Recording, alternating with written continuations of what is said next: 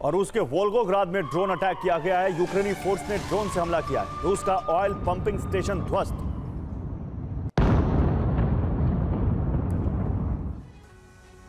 तो रूस जितना आक्रामक हो रहा है उतनी ज्यादा घबराहट यूरोपीय देशों की बढ़ती जा रही है, क्योंकि अमेरिका ने पूरी तरह से यूरोप से हाथ खींच लिए।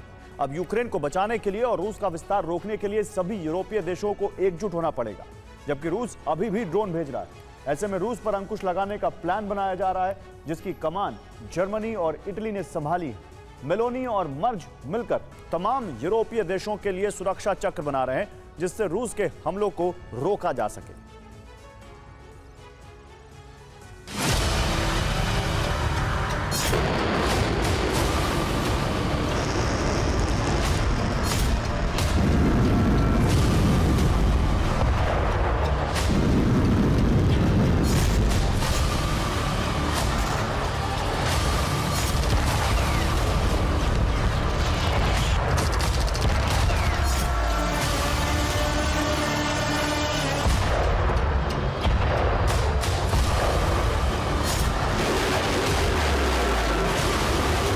तबाही का सबसे खौफनाक दौर कभी भी आरंभ हो सकता है।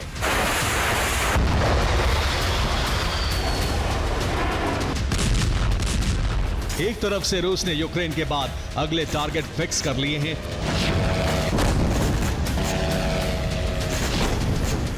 दूसरी तरफ यूरोपीय देश भी रूस की घेराबंदी के लिए तैयार हैं।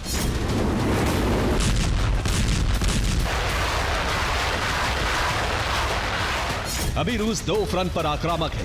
एक तरफ यूक्रेन में एयर स्ट्राइक की जा रही है, दूसरी तरफ यूरोपीय देशों में ड्रोन घुसपैठ कराकर दहशत फैलाती है। अब नेटो देश कई मीटिंग कर चुके हैं, जो रूस पर अंकुश लगाने के लिए चक्रव्यूह तैयार कर रहे हैं।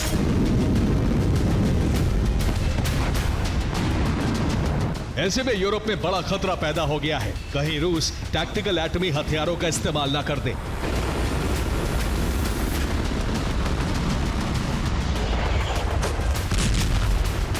नेटो की धमकी के बाद भी रूस ने ड्रोन घुसपैठ रोकी नहीं है। रूस के ड्रोन पूर्वी उत्तरी यूरोप के बाद पश्चिमी यूरोप में घुस चुके हैं।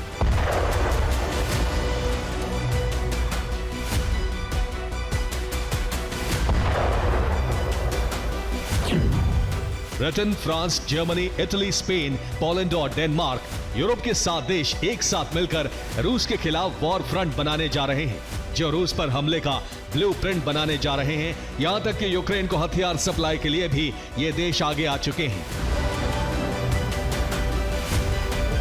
दरअसल अब यूरोपीय देश प्लानिंग कर रहे हैं कि रूस को यूक्रेन तक ही सीमित किया जाए, इसलिए यूक्रेन को ज्यादा से ज्यादा हमले करने दिए जाएं और यूक्रेन रूस में तबाही मचाता रहे।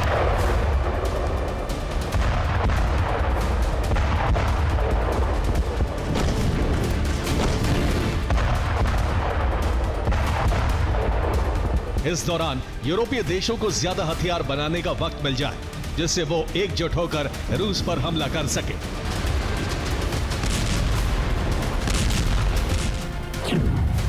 और ये जिम्मा संभाला है जर्मनी के चांसलर फ्रेडरिक मर्ज और इटली के प्रधानमंत्री जॉर्जिया मेलोनी ने, जिन्होंने रूस को रोकने के प्लान पर काम शुरू कर दिया है।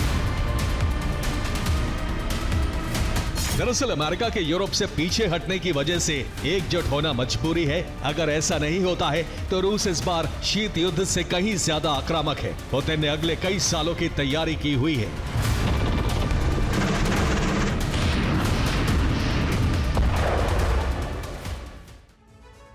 और अब फ्रंट लाइन पर इटली आ चुका है, जिससे क्रेमलिन में खलबली मच गई है।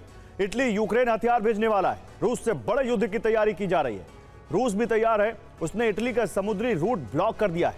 अब इटली सड़क मार्ग से हथियार यूक्रेन भेजेगा। पहली खेप में 400 आर्मर्ड व्हीकल भेजे जाएंगे, जो शुरुआत में इटली से फ्रांस में दाखिल होंगे। इससे आगे फ्रांस की सुरक्षा में जर्मनी बॉर्डर तक जाएंगे। जर्मनी के बाद पोलैंड में एंट्री करेंगे। पोलैंड से यूक्रेन पहुंचने पर हथियारों की अलग अलग जगहों पर तैनाती की जाएगी।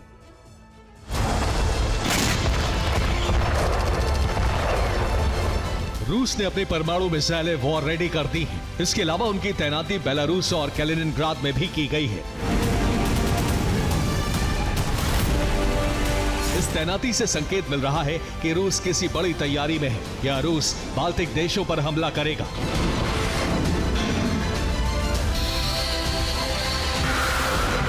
यूरोप में इस बात को लेकर दहशत है कि यूक्रेन के बाद रूस के अगले टारगेट कौन से हो सकते हैं।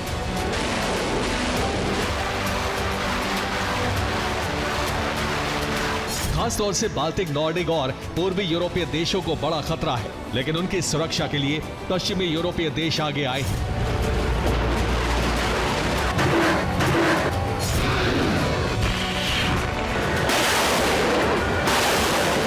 मर्ज और मेलोनी एक साथ मिलकर रूस के खिलाफ बन रहे गठबंधन का नेतृत्व करने जा रहे हैं।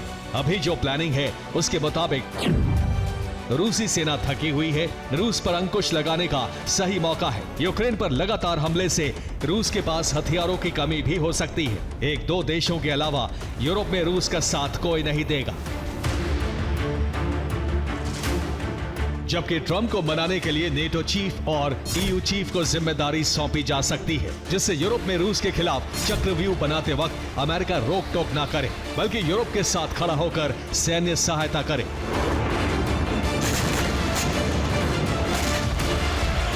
ये सिर्फ यूरोपीय देशों की प्लानिंग है, जिससे मेलोनी और मर्ज आगे बढ़ाने की तैयारी में है। लेकिन रूस की ताकत को कम आंकना बड़ी भूल साबित हो सकता है, क्योंकि पुतिन ने यूरोप में विस्तार का रोड मैप तैयार कर लिया है। ऐसे में वो पूरे यूरोप का सामना करने के लिए भी तैयार दिखते हैं।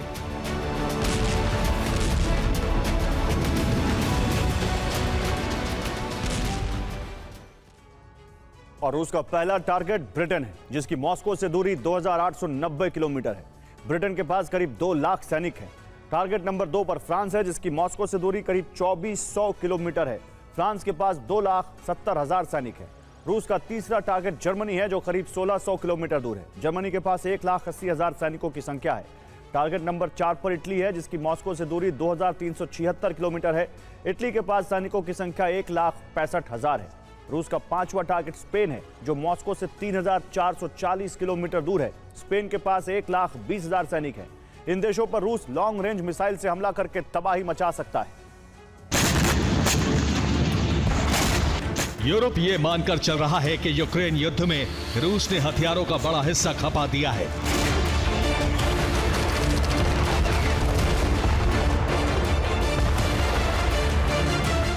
ऐसे में यूरोप में दूसरा युद्ध शुरू होता है तो रूस 2 मोर्चों पर युद्ध नहीं लड़ सकता है। दावा किया जा रहा है कि रूस के पास 45% हथियार बचे हैं, जबकि हथियारों का प्रोडक्शन कई गुना बढ़ाने से सिर्फ यूक्रेन में हमले लायक हथियार ही मिल पा रहे हैं।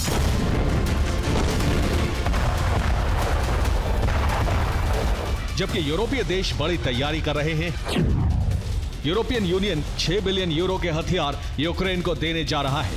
जर्मनी यूक्रेन को एंटी ड्रोन सिस्टम देने जा रहा है। उत्तरी और पूर्वी यूरोपीय देशों में भी एंटी ड्रोन सिस्टम तैनात होंगे। फ्रांस के राफेल जेट यूरोपीय देशों की पेट्रोलिंग करेंगे। ब्रिटेन काला सागर और बाल्टिक सागर में युद्ध पोत उतारेगा।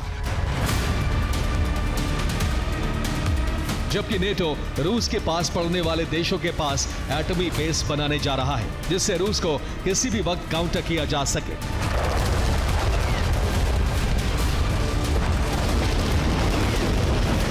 इतनी तैयारी की भनक रूस को भी है। अब रूस ने ड्रोन घुसपैठ कराई तो यूरोप में तबाही का सबसे खौफनाक चरण आरंभ हो सकता है।